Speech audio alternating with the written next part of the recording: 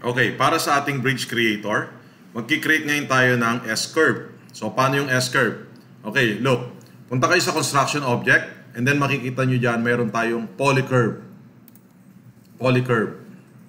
Ngayon, actually, pwede naman nating gawin or gamitin itong construction line natin sa Tekla structure kung meron tayong coordinates sa coordinates using Excel. Ipa-plot lang natin dito yung mga points, pwede nating sundan yan using the polycurve. Pero at the moment, at this point of time, ang gagawin natin, mag-ano lang tayo, parang mag-sketch lang tayo ng curve para sa ating alignment. Bakit curve? Para makita natin yung kung paano sumusunod yung ating mga profile doon sa curve natin. Okay? So, once na ma-select, okay, again, construction, polycurve, lalabas ngayon itong tatlong selection na to, or fork selection. So, iselect natin itong create arc by tangent, start point, and end point. Okay? So, once na i-click mo to, nakalagay dyan, pick point along tangent line. So, 1, 2. Mag-click ka lang ng 1, 2 dito. And then, meron ka ng curve. So, halimbawa, isang curve lang ang gusto mo. And then, ganyan. Kung gusto mo naman ng dalawang curve, i-click mo to. Okay, click. And then, ito yung isang curve. Yan. And then, middle button of your mouse. So, meron na tayong curve dito. So, tingnan natin. Measure natin kung ilan to. 1, 2, around. Oh, medyo malaki to. 800 meters. Siguro, liitan lang natin ng konti para hindi masyadong ulit ha. Polycurve, kung ito is 800. So, kahit kalahati lang, kahit 400, it should be okay.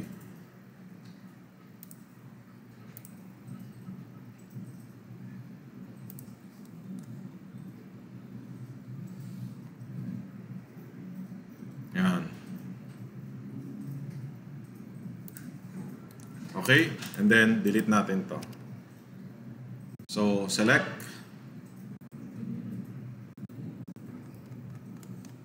Okay, 500 should be okay. So, ito na yung curve natin. And then, all we have to do is to move it. Move special linear. I-move natin ng 12 meters. 12 meters up. Move up ng 12 meters. Redraw. And then, fit work area. So, ito na yung curve natin. Ngayon, kung gusto naman natin gawin siya na medyo elevated pa, tingnan natin kung pwede. Create 3D view.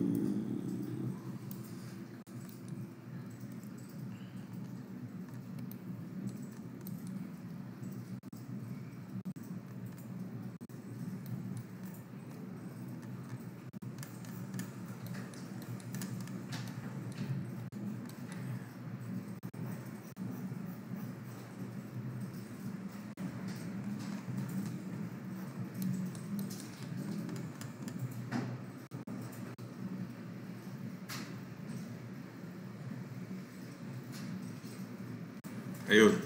Kung pwede mo naman siyang i-move para naka-elevate siya ng konti. Kita nyo? Kung gusto nyo nang naka-elevate. Pero kung di naman, then leave it as it is. Ayan. Ito na yung ating alignment. So, dito ngayon tayo mag-start ng ating creation ng ating bridge deck. Okay?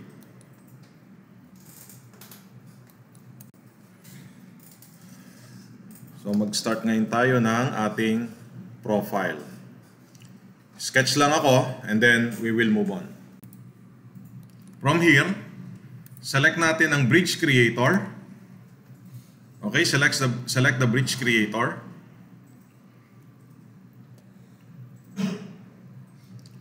Okay, ano ang first step natin sa bridge creator? Siyempre, ang unang step natin is to read the alignment. Punta tayo sa more. Okay, more. And then, nakalagay dito, manage alignment, import. Pwede tayong mag-import, gaya ng sabi ko sa inyo. Mag-browse ka lang. Makikita mo rito yung land.xml or IFC file. Okay, it's either land.xml or IFC file. Pero dahil wala tayo nun, i-pick lang natin to, pick, and then i-select natin tong alignment natin. And then middle button of your mouse. So mapapansin natin, ito na yung ating alignment. Polycurve, tama? So itong polycurve na to, since na select na natin yung alignment, itong polycurve na to, i-rename natin. Rename. Let's say rename natin siya sa CL_alignment. Okay? Kailangan natin siyang i-rename bago natin siya i-convert. Okay? Once na i-rename natin siya, and then hit convert. Okay? Done. So once na ma-convert mo siya, magiging triangle object na siya dito. Magkakaroon na siya ng triangle object once na ma-convert mo yung alignment. Okay? So ayan na yung alignment natin. Triangle object. So, i-close lang natin to. Close. And then, save. Save muna natin. VDEC. Save. Okay. Once na na-save natin siya, i-read ngayon natin yung alignment. Okay? Puntahan natin yung triangle part dito. Read alignment. Pick. Again. Ulit ha. Read natin yung alignment. Click nyo yung read alignment. And then here, pick alignment. And then middle button of your mouse. So lalabas ngayon dito, CL alignment. And then, lagay natin model origin and okay. And then save. So ito na ngayon yung alignment natin. Okay, ulit. Nag-start tayo. Pag-start ng Bridge Creator, it's empty. Ang unang gagawin natin is punta tayo dito sa more.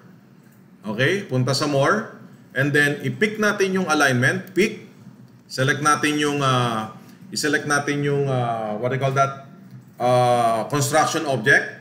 So, once na maklik mo yung construction object, lalabas na siya dito. And then, i-rename mo. After mong ma-rename, i-convert mo.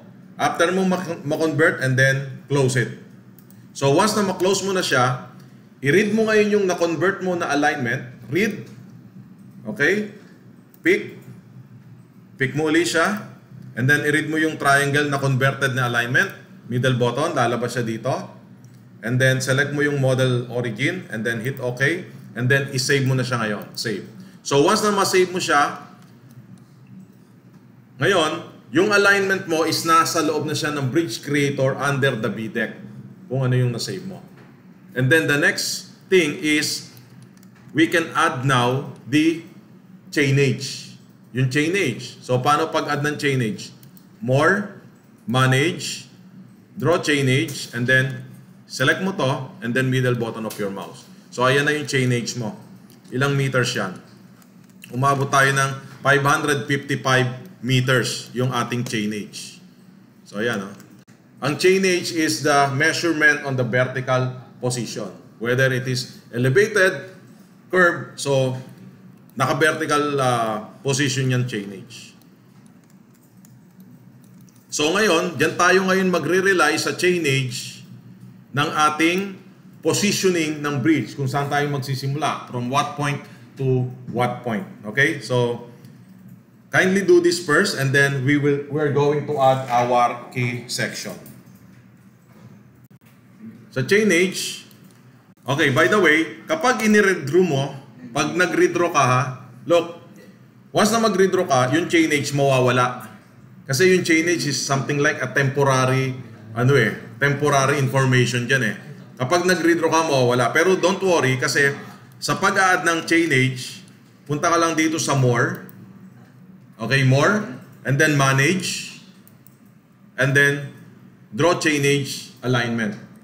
Select mo yung chain H and then i-pick mo yung alignment and then middle button of your mouse and there you go. And then close. Save. So meron na tayong chain H. Yung chain H is the positioning ng ating ng mga peers ng tawag dito. Sa alignment pa rin kasi, di ba? Yung pag meron kang alignment, hindi mo alam kung ano yung ano eh.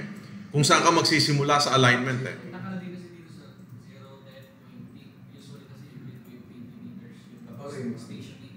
Pwede pang adjust yan. By kasi ito is ano eh, meters to eh. So I-adjust every 20 meters. Makita ko sa that is, I don't think it's possible by at this time. So sa ngayon is eto lang, naka ano siya, ang change siya is by 10. Ang gusto mo by 20, parang ganon. So at the moment, I don't think meron siyang option doon. Pero dito is more on ano. Ito is 1 meter. 1 meter and then 10 meters. Yeah. May interval din. Ano yan? Yung chainage station interval. Hindi, itong chainage itong interval na to is sa ano na to, sa profile. Sa profile na siya. Halimbawa, okay, remember, kahit sabihin natin na naka-curve siya, meron pa rin siyang tinatawag na segment eh. Di ba? Yung curve natin is made of segment yan. Kaya lang, yung talagang smooth na curve, napakaliliit ng segment niyan. So itong interval na to is doon sa segment. Kaya mas maliit itong interval na to, mas smooth yung segment, pero mas mabagal siya. So this is 0.2 meters. Ibig sabihin, every 200 millimeter yung segment niyan. Medyo smooth na siya. Pero kung gagawin mo tong 1 meter, mas mabilis siya, pero makikita mo yung segmented niya, 1 meter. Pero sa ano to sa profile, hindi ito sa chain. Okay? Any questions so far? Yung ano, interval. Standard here is usually 20 meters. Every 20 meters, okay. Sa ngayon kasi, ito lang, pinapakita lang nila yung, so ang mangyayari dyan, kung yung standard mo 20, so magre-rely ka lang sa 20, 40, 60, 80, parang gano'n. Kasi ang usually kasi sa mga profile, yan lalagyan ng ano yan, ng Chinese number ba, station 1, or something like that. Which is the standard is 20 meters. 20 meters. So sa ngayon, yun nga mo, hindi. Pero I can check with our developer kung pwede nilang baguhin siya. Kasi actually, ito naman change. Sabi ko nga sa inyo, kapag niretro mo yan, wala na rin siya. Pero, I think it's possible sa Grasshopper. Pero sa ano yan, usually lagi nasa paano yan. Itong, lahat ng chainage siya. Hindi, I mean, yung chainage, itong value na to, sa plano, paano Kasi kailangan ka reading yun. Yeah. So, i-check ko sa, i-check natin sa developer kung pwedeng mag-adjust ng interval. Yun naman ang inano nyo, yung interval is every 20. Para pag ilalakad sa drawing, lalo sa plano, yung alignment niya, horizontal at vertical alignment, nakaka-reflect na din yung... Kasi dorting is yan. 20. So, ibig sabihin, ang lumalabas sa plano is 20, 40, parang gano'n. 20 meters. So, ibig sabihin, ayaw nyo lang Tapos makita. meron isang northing and east. Ayaw nyo lang makita itong value na to. So, 20 by usually 20. yan, pinapakita naman siya. Kasi pag nagawa kasi ng profile ng page, whatever it is, yung chainage na yan, which is the stationing, is naka-define yung northing and east at saka yung kailangan na reading. Okay. Sige, i-check ko sa developer kung paano natin siguro, if you don't mind, you can send me a sample drawing na gano'n, then para ma-explain ko sa kanila for that particular reason. Kasi siyempre, yung developer natin is from Europe, they may have a different approach. Europe and US is just the same. Pero kasi yung developer minsan hindi doon sa field ng hindi sa field ng construction, ng bridge construction. Pero anyway, kung ma-send nyo ako ng sample, then I can explain more to them para kung ma-develop nila further. At least ma-improve nila to for our consumption. Okay? But for the meantime, then eto nga, meron na tayong positioning dito para malaman lang natin kung saan natin i-layout yung ating what you call that? Pier or abutment and even the bridge. Okay? Okay, so next is gagawa na ngayon tayo ng key section. So key section, eto na yung key section. Again, yung key section is ki-create natin siya dito sa Tekla Structure Bridge Creator. By the way, ang ating the reason why I want to create this key section sa loob ng Bridge Creator, ang aim natin is this. Halimbawa, sa vertical positioning ng ating bridge, ito yung ating bridge deck. So, merong part dyan na so, halimbawa, ito yung ating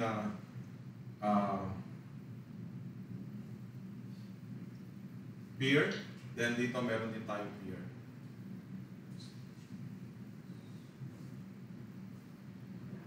So, ito yung gagawin natin. So, yung bridge deck natin, it will be a continuous one with a taper using our key section. Okay? Kasi hindi natin pwedeng gawin yan doon kanina sa profile natin. Wala naman tayong ginawang parameters doon. So, dito sa key section, gagawin natin to and then lay it out sa ating alignment dito sa Bridge Creator. Okay, let's start. So, under the key section, again, make it sure na na-save nyo to. Paki-click yung plus add from library, plus sign. So, dito, i-click nyo yung empty. Siguro, pwede nating i-save to na BDEC. Save. Bago tayo magsimula. And then, dito sa empty, edit natin siya. Edit. Alright, so eto na ngayon. Dito na ngayon tayo mag-i-start sa ating... So mapapansin nyo, yung ating alignment proxy mayroong C alignment, CL alignment.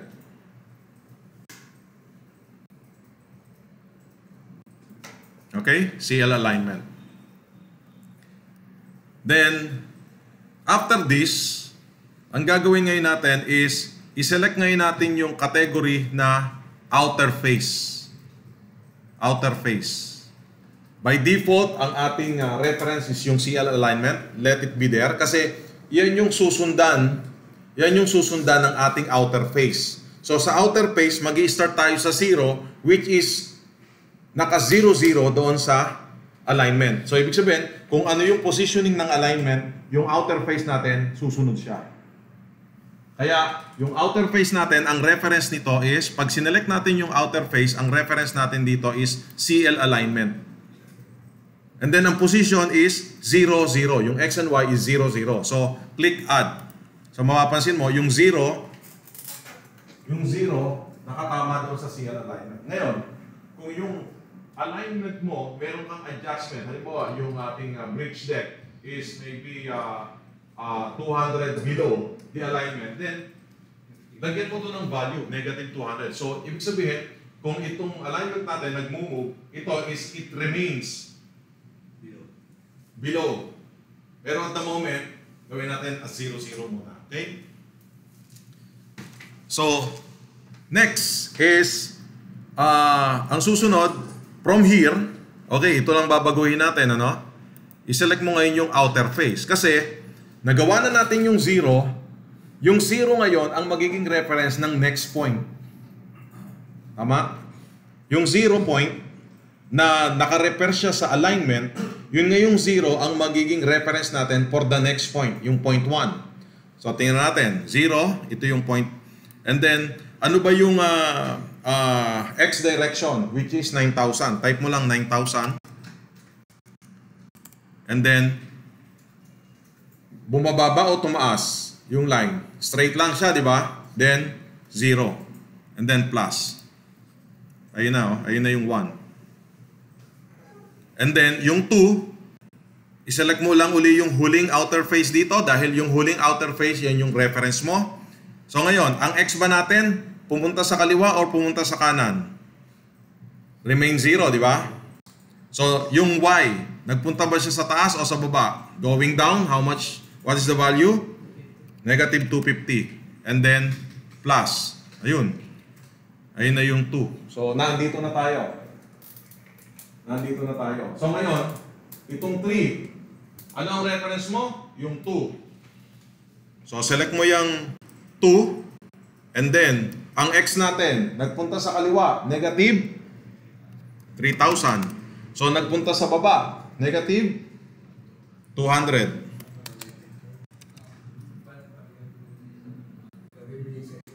Negative 200 and then plus. So, ayan na. Meron na tayong tapered dito. And then, next natin, oh sorry, this one is 3,000 ha. This one is 3,000. So, ang next natin is outer face 3. So, ngayon, pumunta siya sa kaliwa ng negative 1,000. And then, this one will be negative 3,000. And then plus. O, nagkakaporma na yung ating bridge deck. And then next is for negative 10,000. And then 0 plus. Okay? And then ulitin lang natin yung ginawa natin dito sa right. I-add natin dito sa left. So 5. So left is negative 1,000.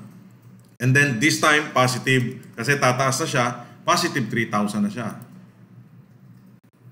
And then, yung 7 point is negative 3,000, tama? Negative 3,000, and then positive 200. And then lastly, yung 0.8 is 0, 250. And then, done. We have our outer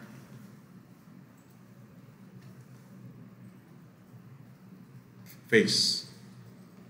Same process, pag gagawin mo yung row 1 yan. Yes. Do this one first and then I will show you the inner face. Okay, ngayon, okay. May option ba sa sakali na mag-export ng points from Excel papunta dito para mas mabilis mo sa Not only that, you can import the profile. Tapos yung profile stage na ginawa natin. Pwede. I'll show you that one later. Anyway, this one is something like an option, ha? Pero syempre, sabi ko nga sa inyo, in Tekla Structure, we have a different ways. So, pero this one is para makita nyo kung paano talaga yung pinaka-basic. Okay? So, do this one first and then I will show you the inner face and then after that, paano mag-import ng profile. Okay? By the way, this one, the good thing of referring to the previous point is, halimbawa, meron tayong curve, meron tayong super elevation. So ito, pwede natin siyang susunod siya. Super elevation. Pero at this point of time, I'll make it straight first. Pero halimbawa, gusto mo na, itong point 1, ibaba mo siya ng, let's say, another 200. Ito, itataas mo na ng 200.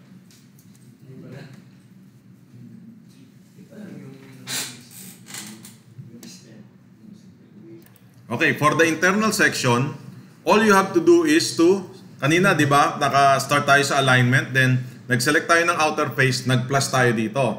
So sa inner face naman, select mo yung inner face and then plus. So ngayon, eto na yung inner face natin. Andun siya sa part ng alignment. Pero sabi ko nga sa inyo, naka-refer siya sa alignment na 0, 0. Pero this time, yung inner face natin, lalagyan ngayon natin ng value. So negative 250. And then enter. Enter lang. Kasi naka 0, 0 siya, kailangan lang natin siyang i-move. Huwag niyong ipa-plus. Pag nag-plus ka kasi doon, merong additional point na naman yon. Kasi kapa-plus lang natin dito ng inner face, i-modify lang natin yung positioning niya vertically. So, and then, continue uli. Kung ano yung ginawa natin sa outer face, same thing. So, inner face, Then going to right is 5,000. And then this one will be 0 plus. Okay? Then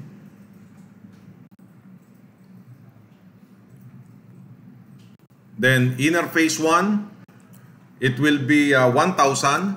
And then this one will be 200. Add. Oh, sorry. Negative pala. Okay. So, I think hindi siya 5,000. This one will be 4,000 lang. 700 pala. Sorry. 700 pala to. Hindi pala 1,000. 700. 700.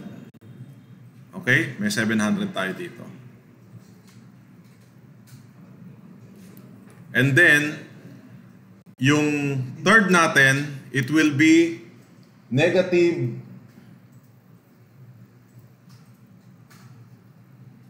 yung third natin will be negative 900 siguro.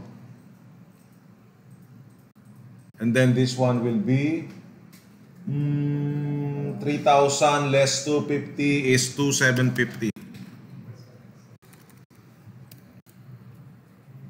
Plus. Ayun, tama. Sorry, 2,750. 2,550 pala to. 2,550. Ayun.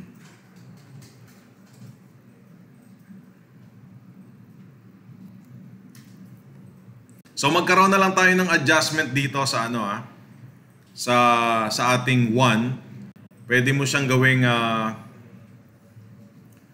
pwede mo siyang gawing 49 yata. 49.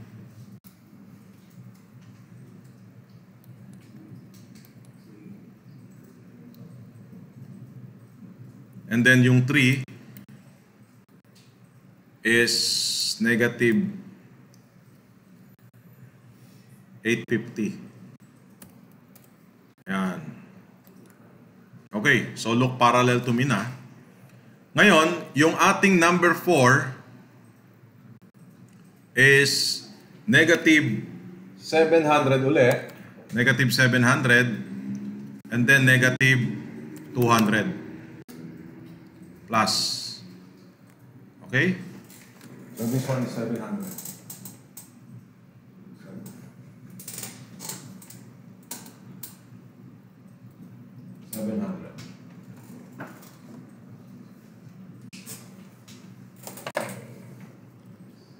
Then next is ito na, yung 8,000 ba? Tingnan natin. Kung ito is 10,000 less 2 meters. Yung 0.5, it will be negative, tingnan natin ng 8,000 and 0. Okay, 8,000 and 0. And then, ulitin lang uli natin yung kanina. This one will be negative 700 and then positive 200 plus. Okay, and then 6. Kopyahin nyo lang later to. Negative, ano na nga yun? Ano yung 3 natin? Inner face 3. Negative 850. Tsaka positive 25550 plus. Okay. So I think kailangan natin itong i-adjust kasi medyo makapal itong nasa kaliwa. Anyway, later na lang. And then lastly, yung 8. It will be positive 700 and then 200 plus. Okay? So dito, yung 5 natin, pwede natin gawin itong 8.5 ba? Nope. Okay, 8.1. Okay, pakisundan na lang itong ano natin, yung value. Okay, 0. Ito yung 0. 49. This one is 49 and 0. This one is 700 and 200. This one is 850 and 2250. 4 is 700 and 200. 5 is 8,100 and 0. 6 is 700 and 200. 850 and 2550, and then this one is 700 and 250. So this one will be 8,100.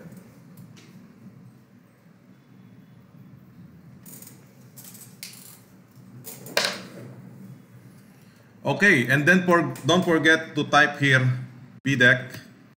Let's say BDEC 1, and then hit OK. So pakikopya muna, and then I will save this one. Okay, so once na meron na tayong name dito, click OK, and there you go. So save. So eto na siya. Ngayon, yung question nyo earlier, kung meron tayong profile na from AutoCAD, then we can bring in para hindi na natin gagawin to. Kaya lang, minsan, merong mga user na they want to see the control. So they want to create their own control. So in this case, from this Manage Cross-Section Library, i-click mo lang itong Import a Cross-Section. Remember, yung profile na galing sa AutoCAD, yesterday, di ba? Yung AutoCAD na bridge deck. From AutoCAD, nilagay natin sa library natin. So once na nasa library na natin yan, ito, pwede mo na siyang ma-search dito. Dahil siya ay fixed profile, others, bridge girder, 100, tama? Kung naalala nyo. And then hit OK. Hindi. Ito pala yung ano. Ito yung ginawa natin sa cross sketch parametric. BD yata yung sa BD. Oh, yung isa BD, okay. Click natin.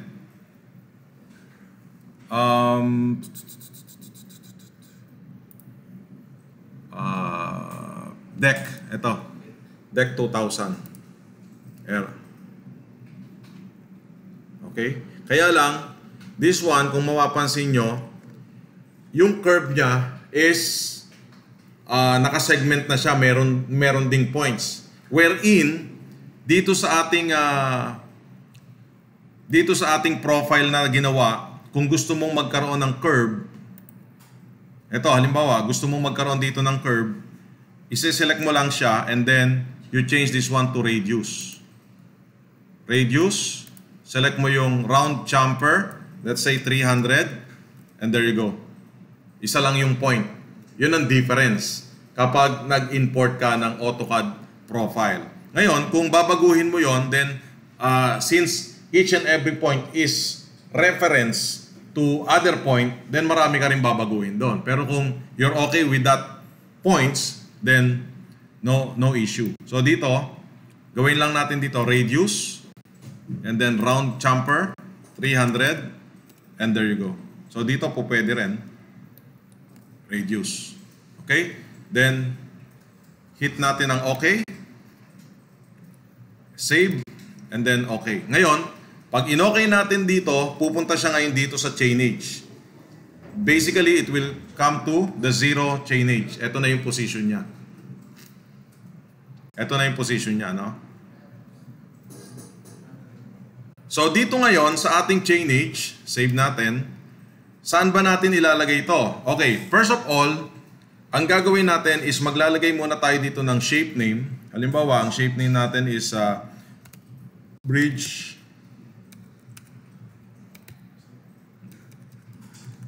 or box girder. Box girder, and then this one is C40. C40, and then ang name natin dito, sabihin na natin na bridge deck, and then class number is 1. So kung mapapansin nyo rito, halimbawa mag-start tayo ng gawin natin yung ating deck is from 100, okay, let's say from 100 to 250. 100 to 250. So meaning, ito yung ating what do you call that, preview. So dito na ngayon, sa chainage natin, makikita natin is 100. Start natin is 100. And then this one is, ayun, dito tayo mag-i-start. And then, mag-end tayo sa 250. Save. And then, create. So look, pag nag-create ka dyan, eto na yung ating profile. So, ifa-follow niya yung ating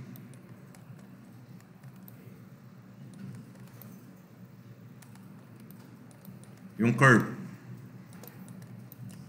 Ang kagandahan dito, anytime kung meron kang changes, halimbawa, oops, gusto ko is nasa ano lang siya, 50 to 200.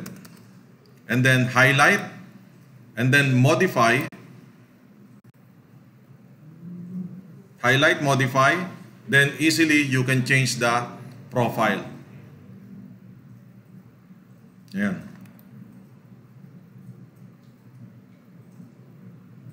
And then sir, once na na-model niyo na po, and then may nagbago po din sa cross-section, hindi na kailangan ko rin ilan.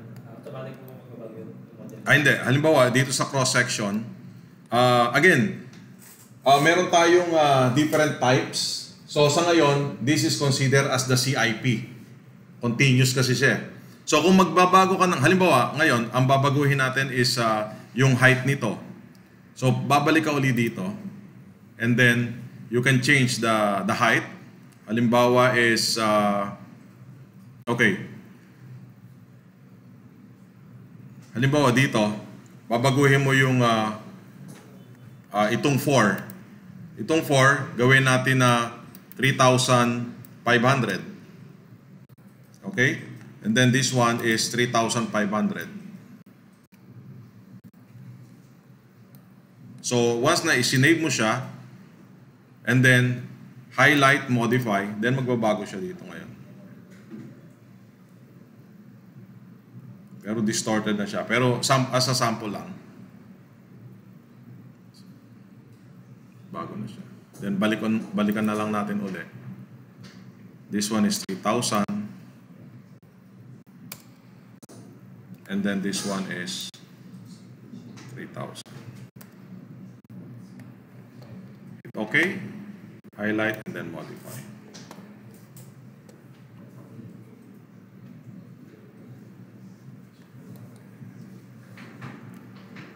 Okay, ngayon, ang gagawin natin is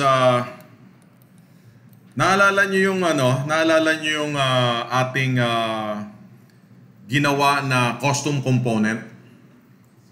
Ano ba yung segment? Paano natin ilalagay dito yung segment? Segmented naman kasi it's a continuous eh.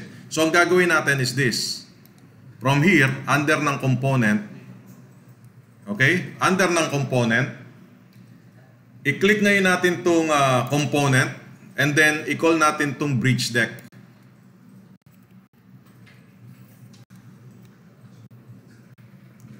Bridge deck ba yan? B_deck. This one. So select nyo lang siya. Okay, ito yung bridge deck, ano? So kung mapapansin nyo dito, ang bridge deck is, ang magiging start ngayon natin is yung 200, start 200, and then, let's say every 3 meters yung cut ng ating segment, or 3.5 or 4,000, depende sa inyo. So, halimbawa, 200, magiging 203, 3 meters. And then, alignment, this one will be along next. Okay? Highlight and then modify. Tingnan natin. Oops, nalimutan ko yung rotation. Kasi ile-layout na natin dito yung ginawa natin eh. Okay? Nalimutan ko yung rotation. So this one should be top. And then modify.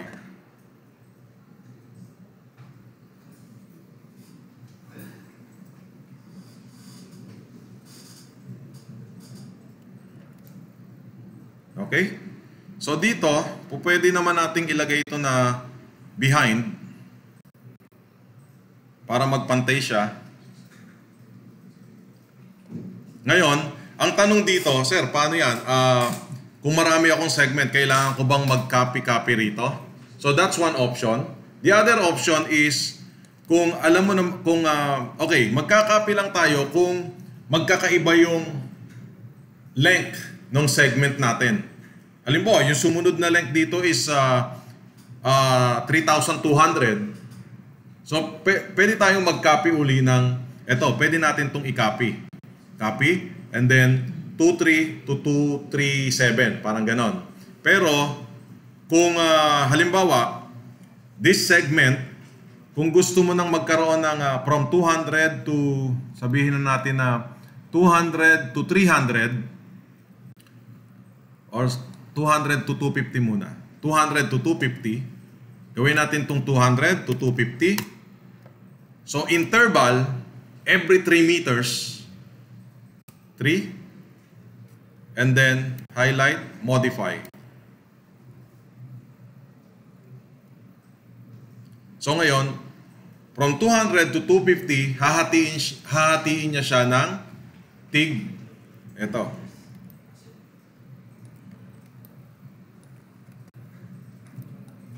So, then pwede natin gawin itong last, modify.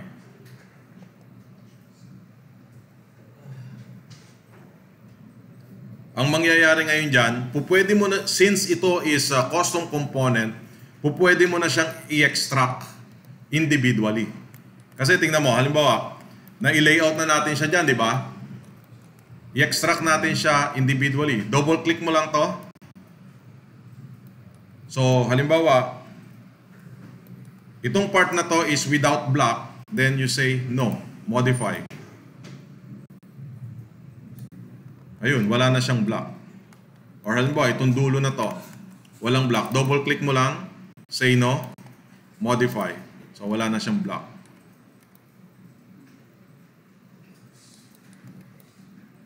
Okay? So, kindly try this one first. Okay? So, maglagay tayo ng component under the component sa Bridge Creator para maipakita natin siya dito. Okay? So, una, again, yung ating key section from 50 to 200. Then, ito siya, 50 to 200. And then, yung ating component, nag-add tayo ng bridge deck, yung ginawa nating custom component, from 200 to 250, and then yung interval niya is 300. Ang kagandahan dito, anytime, kung gusto mong magbago yung interval mo, halimbawa every 4 meters, so modify mo lang siya, ito, magiging 4 meters yung 4 meters yung difference niya. Mag-a-adjust. Ayun. Adjust na siya.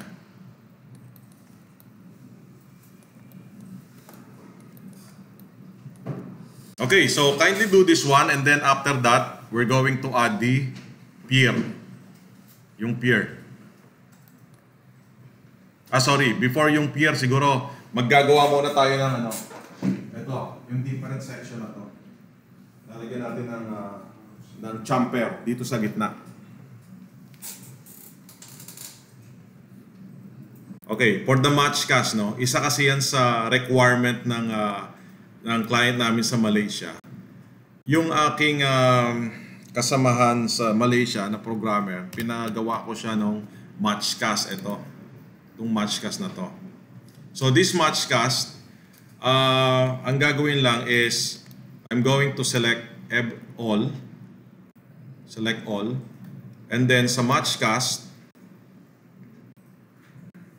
this one, kapag isinelect mo itong identify order, so lalabas na yung mga order ng matchcast dito. So, ang direction mo ba, it's either forward or backward? Depende po sa Ayan. Kaya dito meron tayong option. It's either backward or forward. So, halimbawa, forward. And then, matchcast selected item. Mapapansin mo to, no? Ayun. Nag-fit na siya. usually kasi sa segmental, Sa lubong. Oh, yan. So, yan. So, that's an option also. Pero syempre, after that, kaya nga meron tayo ditong pag dinoble click mo siya is naka-component pa rin siya. ito pa rin yung component niya. So kung gusto mong maglagay ng additional information then yan, malalagyan mo So, siya. sa negative side, reduction negative lang ang match cast. Yes, ikakat niya. Kasi actually yung match kasi is ano lang yan eh. Ginawa lang automate ng kasama ko pero basically yung match kasi is using the ano lang eh.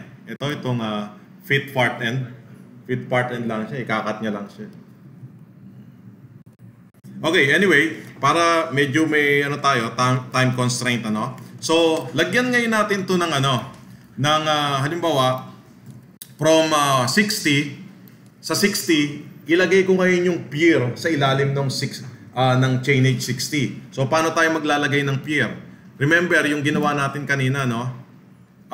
Mag-add ulit tayo ng what do you call that? Pier. RP pier na component. So, ito na yung RP pier natin. So, mag-i-start tayo sa 60. Start tayo ng 60. So, halimbawa, kung gusto mo na isa lang yung pier, or tatlo yung pier, kakopy lang natin yan. Umpisa muna natin sa 60 and then 61. Bakit 61? Di ba nung kinreate natin yung pier, nag-pick tayo ng 2 points. So, ang 2 points ko ngayon is 60 and then 61 or 62. Kasi whatever the next number, yun yung direction. So, pick 2 points. 60, 61. So, 1 meter lang yung pick. And then, dito, gawin natin top. And then, CL alignment. And then, along next ulit. Along next. Highlight. Tingnan natin. Modify. So, dapat yan, meron na tayong pier dito sa 60. 60 mark. So, ibig sabihin, binabasa niya ngayon yung component na ginawa natin for pier and yan. Pero, mapapansin mo, nasa taas siya. Kailangan nating malaman kung ano ba yung height nito. Ano ba itong height na to? Let's say 3.5. Meron tayong 50 mm or let's say 3.7 para doon sa bearing natin. So, lagay ngayon natin dito na negative 3.7.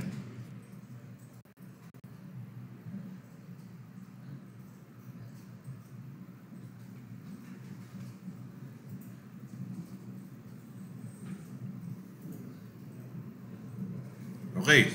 So, ito na. So, ngayon, halimbawa, maglagay tayo dito sa 120 mark. Okay? 120 mark. Add lang natin siya. Plus, plus. So, this one is pier 1. This one is pier 2. This one is pier 3. Okay? Yung 2, lagay natin sa 120, 121. Yung 3, ilagay natin sa ano? Kung 120 yon, lagay natin sa 180. Tama ba?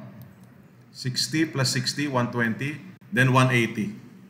180, 181. So same setting here. All you have to do is to highlight and then modify.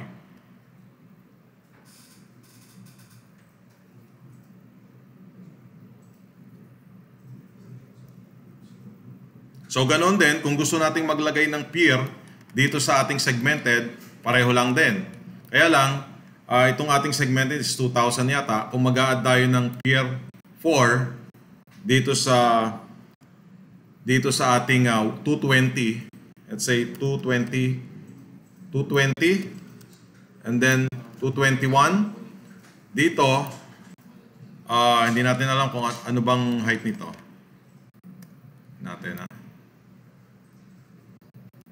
Pwede bang maglagay ng pier sa in-between station? Say, magkibang Dito. seated in between? Here. Yeah. Actually, meron. Okay. Kung yung pier na ilalagay natin dito, kung in between siya, di ba? Ito yung size natin and then different size. Pwede tayo maglagay ng crosshead na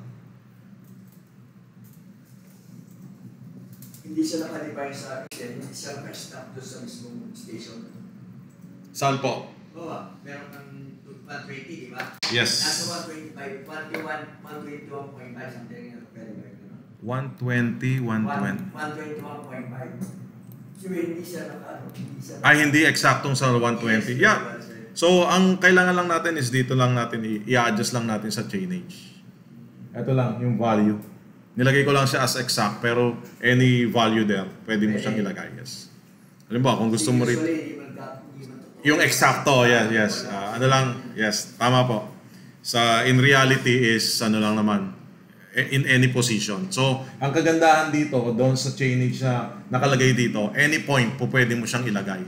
Kung halimbawa, 20.5, so ibig sabihin, meron siyang interval na, na 5 meter, tawag dito, 500 mm, parang ganon, half meter.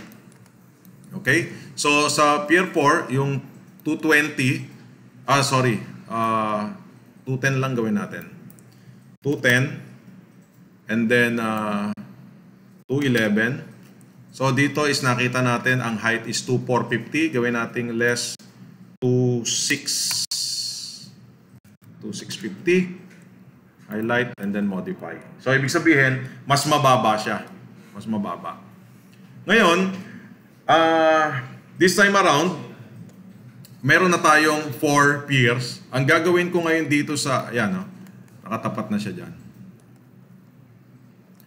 Ang gagawin ko ngayon dito sa Pier 2 is ibababa pa natin ng additional, let's say additional 1,000. Itong Pier 2. Additional 1,000. Gawin ko siyang 4. Bakit 4? Kasi itong tapered natin, kasi meron tayong 1,000 na magte-taper yung ating bridge deck. Okay? So, pakilagay yung bridge deck and then negative 1,000.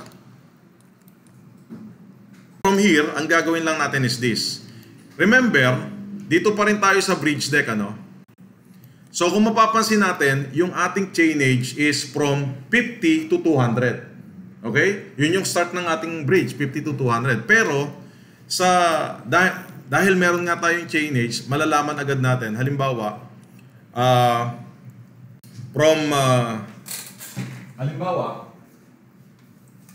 from this chainage, from 100 to 117, 100 to 117, and then 123 to 140 na andito yung ating what do you call that, taper. Or maybe masyado yata malaki. Yun natin 105 to 117, and then hanggang 135 to 123. Okay? So, ang gagawin natin is itong bridge deck na to, okay, bridge deck 1, okay, B deck 1, ikakopy ko lang siya, and then ang station nito will be, ano yung sabi ko kanina? 115, tama? 105. Okay, 105. Same section siya. From 0 to 105, same section. Ngayon, pagdating ng 117. Ito kasi 115 Pagdating ng 117, mag-a-add ako rito. Pagdating ng 117, okay? Pagdating ng 117, imo-modify ko ito. Mo-modify ko siya, and then I will name this one as B deck 2. Okay? I will name this one as B deck 2. Then, yung 4 ko, gagawin ko siyang 4 meters. And then yung 6 ay gagawin kong 4 meters din. And then itong 3, gagawin kong 3.5. Itong 7, gagawin ko ring 3. Okay? This one is B deck 2. Got it? Nag-add ako ng 1,000, tama? So, i-click ko yung OK. And then, yung position ko ng 1,000 is nasa 117. And then, next is 123. Yung 123 ko, same size nung sa 117 para pumantay siya dito sa ating crosshead. So, copy. Then, lagay natin to 1, 2, 3. Okay? Next, ayun na. So, kung mapapansin mo, 117, 1, 2, 3. And then, pagdating ngayon ng 135, i-copy ko uli yung 105, no? Copy. Okay? Then this one will be 135. So, same shape lang siya. Same height. And then lastly, copy uli. Then this one will be 200. Okay? Highlight and then modify.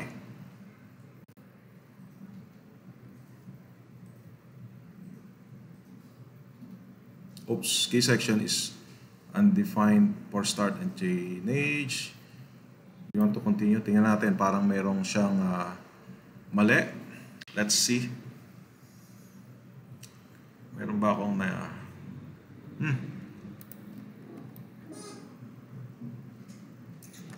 Okay? So, meron na siyang bend dito.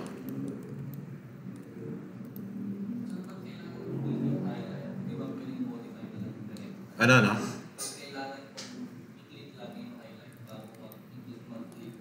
Okay, there is a possibility kasi na meron ka pang ibang what do you call that, object along with the bridge dito sa bridge creator. Kasi po pwede kang halimbawa after this, pwede ako mag-create ng additional object on top of this. Halimbawa yung mga accessories, yung mga tawag dito, yung mga barrier, yung handrail, pwede ko rin gamitin kasi dito sa bridge creator yon. Ngayon, to identify that you are selecting the exact file na imo-modify mo, merong highlight. Actually, this is a new version. Yung previous version, there's no highlight. You always create a new one, which is a troublesome. So ito, highlight to identify na ito yung imo-modify mo. Kasi nga, later on, sige, gagawa tayo ng isang, pero hindi, pwede kasi dito, pagsabay-sabayin mo siya sa isang file Pero kung sakali, there's a possibility na mag-create ka uli ng bagong file dito, and then, paano mo malalaman na yung file na yon is yun yung imo-modify mo? That's the reason why merong highlight. Okay, ngayon, ang tanong, paano natin gagawin ito na parabolic? So, same thing. Punta tayo dito sa, isa-isayin natin. Sa BDEC 1, highlight natin to. Actually, pwede natin itong BDEC 1A para mas safe tayo. Or BDEC, okay na yun. So, dito, mapapansin mo, dito sa 4, itong 4, pag bumaba ka dito, meron pa siyang additional information dito, which is linear. Yung linear, ibig sabihin straight. Pag P2F, I don't know what's the code for, pero meron siyang code P2F or parabolic, or P2L, or P2V, or P3, double curve, or PN. So, let's use the P2F first. Okay? So, for the P2F, halimbawa is, meron tayo ditong, di ko alam yung value, let's say 3,000. Okay? And then, click. So, once na na-click mo siya, yung 4 is P2F3. Ngayon, pag sinelect mo yung 5, babalik siya sa linear, iselect mo lang yung P2F, and then type mo yung 3,000, and then enter. So, same thing sa internal, ganoon din. Kailangan nating baguhin yung internal para sumunod siya. Kasi mangyayari niyan, yung external lang yung naka-curve, yung internal naka-straight, lalabas siya. Nakaganyan siya. Parang naka-straight. So, gawin din natin itong 3,000. Enter. This 4 is 3,000 then. Enter. This one is 3,000. Enter. And this one is 3,000. Enter. Okay? So click. So gagawin ko lang muna dito sa isa ha. Then BDEC 2. Actually bago mo kopyahin, kung talagang kailangan mo yung parabolic, you can do that one before you copy. Para at least naka-curve na siya. So sa BDEC 2, okay, again this one, P2F, 3,000, copy na lang natin. Copy, and then enter. This one,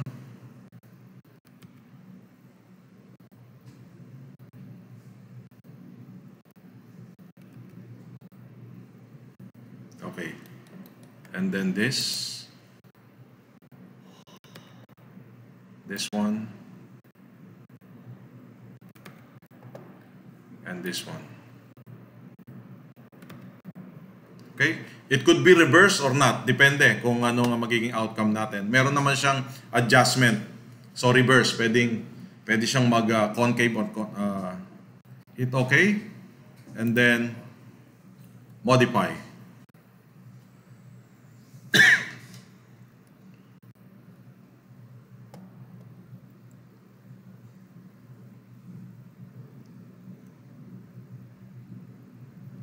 Oops. So, ibig sabihin, I need to do the reverse.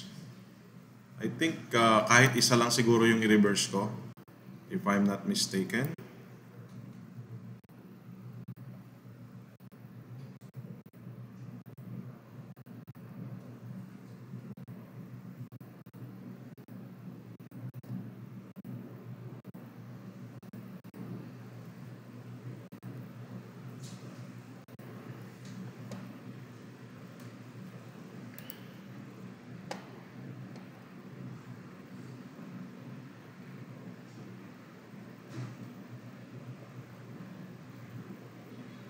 Ayan. Maliit lang yung curve niya.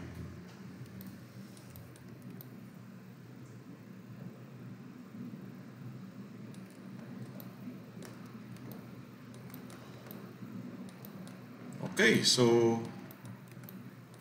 that's it. And next, meron pala ako ditong profile. Halimbawa, yes. Bumalik po dun sa may points na tinitake, tapos nakikita yung equation ng curve. Okay. Dito? This one? Hindi. Ito. Yeah. Bali sir, nag-start siya dun sa may dulo, may fit ba yun? Diyan siya. So kung hindi siya naka-reverse, so gano'n. I guess so kasi medyo hindi ko masyadong ano pa to eh. siguro hindi ko masyadong kabisado tong application na to dito. And then kasi ito yung reverse, di ba? Yes sir. Can we have also the option na mag-define ng sarili namin curve? Kasi from project to project, na pwede kasing sharp curve yan na parabolic. Pwede hindi siya sharp curve. Depends on the project, yung sort of equation niya. May option ba kami sa kami yung mag-define na? I guess dito sa ginawang option nila dito sa application nito meron. Kaya meron tayong iba-ibang meron tayong iba-ibang formula dito na siguro yung more deeper on this one, I can get more information what is the theory behind this one. Kasi sa ngayon, ang ginagawa ko is kung ano yung nakita kong value dito, then I just key in the value. Wala kasi akong reference talaga. Pero gaya ng nasabi mo, kung meron kang reference, then we can try that one. You can share it to me and then we can check how we can plot that one according dito sa formula dito. May manual ba dyan? Walang manual dito pero I can talk to the yung sa developer nito. Kasi yung sa geometry, kasi kailangan Para masundan yung geometry. Yeah. From segment to segment, may table of heights, may table of... Tama. So kailangan ma-define yung sa segment 1, ano yung height, total depth. So yun yung kailangan namin targets. Yes, para makuha yung exactong dimension. Yeah. So, yeah po pwede. Silip na po ang P2V ulit. P2V. So, okay, ito yung value niya, F. Ito yung F niya. And then, L. Kasi parang sabi sa picture, yung F is yung center line ng yung curve, yung arc. Tapos yung L is yung arc lang mismo. Yung F is sa center line mismo ng curve. Mm-hmm. And then yung L is end lagi ng isang curve. End ng isang curve dahil dalawa to no? Yeah. That's possible, I-check ko kung meron silang guideline dito sa formula na to. So usually ginagawa ko is this one and then I put the dimension lang. And then yung P3 is P3 is this. Sir, degree ng curve. Baliktad. Degree ng curve. Kasi magka-quadratic sila pagka cube yata yung set of AX cube yan. Oh. AX cube. Yes, yes. Yung degree nga po ng curve. Degree of curve. Yung 2, degree of curve. Yung 3, degree of curve. Okay.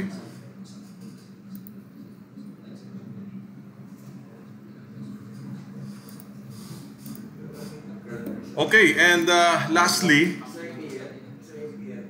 is I'm going to import the meron akong ginawa dito na bridge rail. Ito, bridge rail. Ano ba tong bridge rail? So yung bridge rail, pwede ko ring i-connect dito. This time, di ba kanina ang reference natin laging nasa gitna? This time, actually, kung maglalagay ka ng accessories dito, syempre yung bridge rail is naandito sa dulo, di ba? So pwede mong gamitin tong dulo na to for your reference para ma-layout natin yung bridge rail. Halimbawa, punta tayo dito sa component, add, save, and then rail. Ito, bridge rail. So, sorry. Close natin to.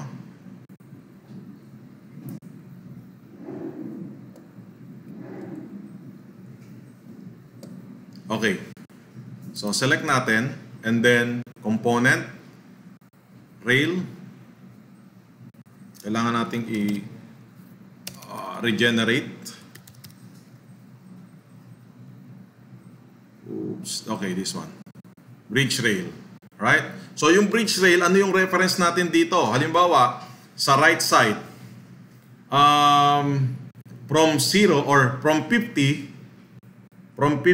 to, ilan yan? To 200. From 50 to 200. So, from 50 to 200, top, and then, ano yung reference natin ngayon dito? 1. Yung 1. So, outer face 1, and then along next. So, ngayon, ano yung interval ngayon ng ating every 2 meters? Let's say every 2 meters, yun yung ating rail. So, type natin dito 2. So, ngayon, middle, maybe front, let's see. And then left. Anyway, pwede natin baguhin yan later. And then modify. So, ito ngayon, dito muna ako maglalagay sa 1.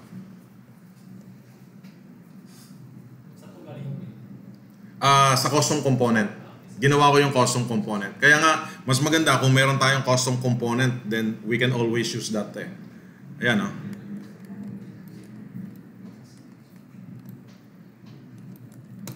So, sa pagle-layout, anytime po pwede mong palitan siya. Then, i-copy mo lang siya. Then this time, ang reference mo naman is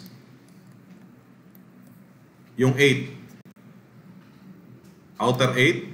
And then, sa halip na left, right. Modify.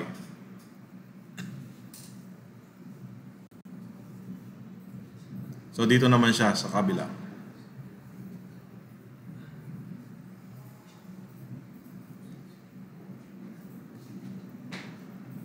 Okay. So, there you go.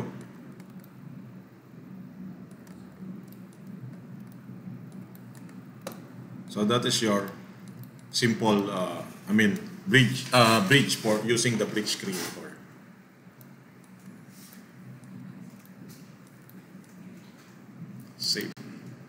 okay, I think. So, larger wheel, then mag-convert siya sa smaller wheel and top slab. So, usually kasi may limited section. Oo. At can we do that? Is it the same shape? Same section po, pero lumalapad. Next year stop. Tapered siya. Okay, ibig sabihin, ito, keep tong ano. Yeah. Keep ito, pero ito lang yung yan. So, ang mangyayari dyan, again, halimbawa, dito sa, subukan natin dito sa, tingnan natin ha, itong deck 200 dito sa dulo. Halimbawa, doon sa dulo, biglang lumiit. So, itong section na to, pwede mo siyang, halimbawa, yung 1, gawin natin siyang, I guess, 7,000. 7,000. And then, yung 3 is magiging 1,000 na lang. Pwedeng yung isang side lang yung umikli or po pwede rin na both. Halimbawa, itong 7, 1,000 na lang to. Okay? And then, hit okay.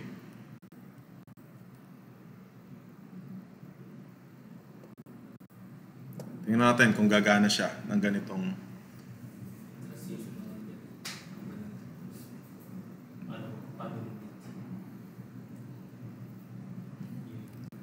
And the thing is, pati yung tawag dito, rail mo, sunod siya. So, nakakip yung bottom mo, ito lang yung ano. Yeah.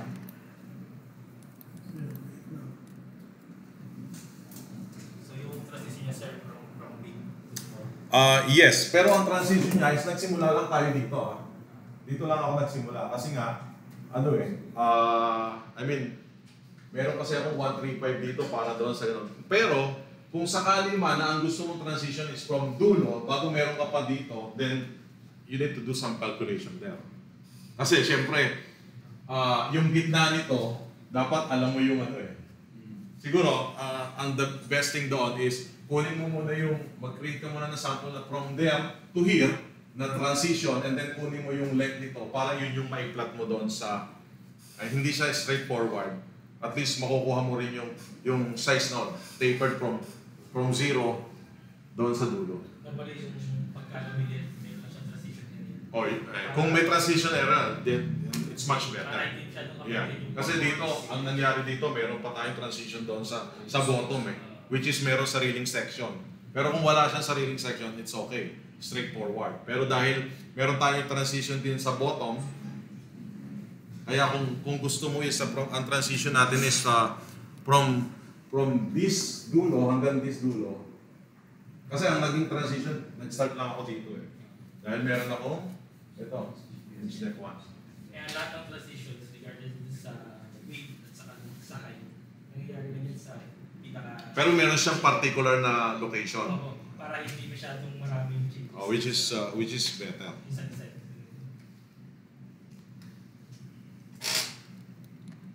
Okay? And I think that's it for now.